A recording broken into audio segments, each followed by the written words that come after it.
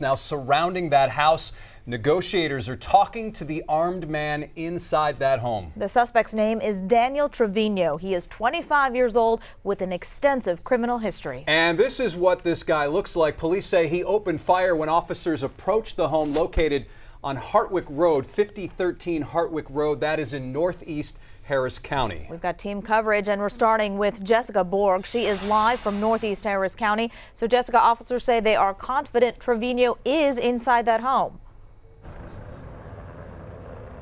That is the very latest information we have, and as you guys have been mentioning, a huge perimeter set up all around Hartwick Road right now. This is both a residential and industrial area. Take a look behind me. You can see just some of the emergency vehicles here at the scene. Residents on the block and people in the immediate vicinity have been evacuated as a precaution. The suspect, Daniel Trevino, considered armed and dangerous. Now, the Harris County Sheriff's Office says a deputy and 2 officers from the Texas Attorney General's office were shot and wounded by Trevino. They were serving a felony warrant related to violating a protective order taken out by his ex-girlfriend. Altogether, 5 officers actually from the AG office were at the home today. The deputy sheriff says when executing a felony warrant, they want to make sure they have as many officers as possible. For hours, Trevino has been barricaded inside the home. Here's what happened when law enforcement first arrived.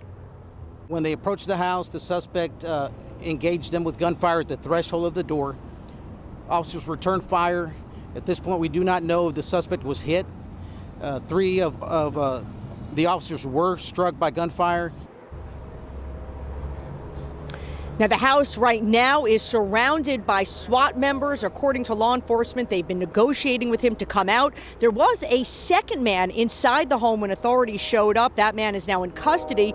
Officials believe it was simply a case of being possibly at the wrong place at the wrong time. Back here live, you can see the scene as it is unfolding right now. Sources telling KHOU Trevino was able to get a hold of one of the officers' guns. It is not clear, however, if that gun was used to shoot the officers. Those wounded officers rushed to the hospital. Fortunately, they are expected to survive their injuries. That is the very latest this afternoon from Northeast Harris County. Jessica Borg, KHOU 11 News. So much still unfolding. Jess, thank you. The silver lining here, all of those officers who were injured have non-life-threatening injuries. One officer with the Texas Attorney General's office was shot in the torso, face, and ankle. A second AG officer was hit in the leg. A Harris County Sheriff's Sergeant was shot in the right hand, and officials say it's possible he could lose a finger. One of his officers is in surgery right now. Now, a 4th officer, a deputy, was injured in a traffic accident on the way to the scene. We understand he will be okay. And the Attorney General's office sending a public information officer down from Austin now to bring us more info on this. Until then, the office releasing this statement, quote, out of respect for the officers and their families and for those who are still engaged in a very serious situation in Northeast Harris County, we will release no further info at this time. Please pray for these officers, their families, and the courageous members of law enforcement who are involved. We've been following this story all afternoon. This is still very much a developing situation, and we are constantly getting updated information. No doubt, which means some important details can get lost in the shuffle in a breaking news situation like this, especially when you see that news online. Tiffany Craig is here to verify those facts. Tiff?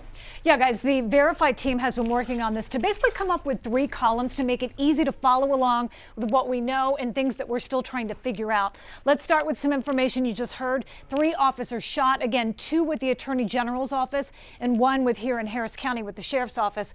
The good news, though, no life-threatening injuries in this shooting this afternoon. Also, we've heard this name as well. Daniel Trevino is the suspect in this case. According to officers, there is still a barricaded situation going on at that scene. Now for information in this middle column. This is stuff that we've heard about, but we're still working to confirm the information. First one was that the suspect was shot. We were told that the suspect did in fact start shooting at the beginning when he was in contact with those officers, but whether or not he was shot, that's something that's in this middle column. We are working to confirm that. Another piece of information we are still working to understand better is that there were multiple suspects. We know that there was another person, a man taken into custody, but at this point that person is not being called a suspect, so we're going to put that in this middle category here. And then finally, this category that is false. is that Trevino, the suspect in this case, is on the run. Officers have told us that he is not, even though we've gotten information into our newsroom that some people have said they've seen him out and about. As we mentioned in the beginning, Daniel Trevino is actually, according to officers, barricaded inside a house, so that information is false.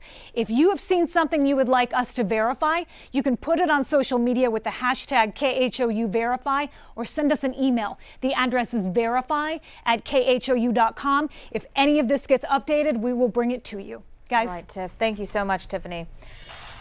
The suspect, Daniel Trevino, has a lengthy and violent criminal history. And that's why investigative reporter Jeremy Rogowski is here tracking his background for us. So, Jeremy, what did you find in this guy's background? Well, Daniel Trevino has faced at least 11 criminal charges since 2011, everything from drugs and weapons to theft and assault. He served prison time twice, and after getting out in May, court records show, police arrested Trevino in a violent, jealous rage involving his girlfriend. And it didn't stop there. Daniel Trevino allegedly assaulted his girlfriend twice in the past 3 months, according to court documents. In this protective order violation filed just 9 days ago, the woman feared for her life after he headbutted her at a bar. 3 months earlier, he allegedly pointed a gun at the face of the same woman, accusing her of cheating on him. According to court documents, he threatened to kill her and her son, and at one point, allegedly said anyone coming through their apartment door was going to die.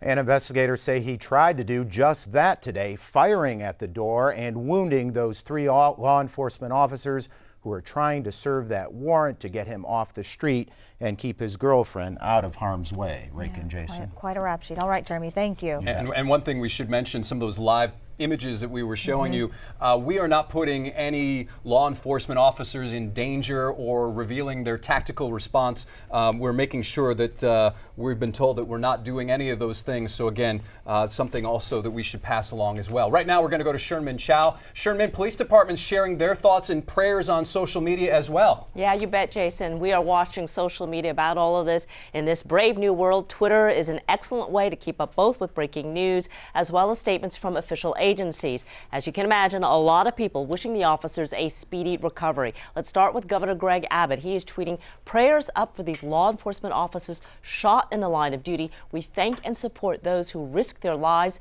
to keep us safe. Hashtag TXLEG. Hashtag back the blue. Sheriff Ed Gonzalez tweeted something similar. He is out of town right now, heading back to Houston. We look to hear more from him this evening. As you saw, the Attorney General's office tweeted its statement. Jason telling us about that a little bit earlier. And you got to think this is going to be a very tough day in the AG's office. 5 officers from their office were serving that warrant around noontime. 2 of the wounded are their men. The family of at least one of those wounded, one of those injured, coming in now from Austin. So as you heard, that office will not be giving any additional information right now out of respect for the wounded. Harris County Sheriff's Office officers were serving a felony warrant on Daniel Trevino when they were wounded. Anyone with information about his whereabouts should call 911. Do not approach him. He is dangerous. As Jeremy Rogowski told you, he has a lengthy and violent criminal history. So be careful if, for some reason, you should run into this man. That is sort of the round robin from official law enforcement Twitter accounts. We will continue to monitor those and all of social media on this. Guys? Thank you, Sherman.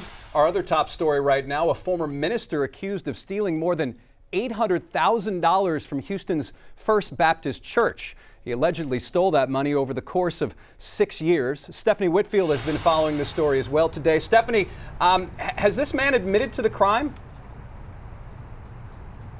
He has, according to his attorney. Now, $800,000 is a lot of money, and today we learned how he allegedly stole it and how he spent it. Now, we got that information from prosecutors just after 40-year-old Gerald Altick turned himself in. They tell us the former minister spent the money on overseas vacations with his family, groceries. He even used it to get a doctorate degree in divinity. Prosecutors say Altick stole the money in a number of ways, including forging payment authorizations. First Baptist Church officials noticed it last fall, and Altick's attorney says he's trying to make it right.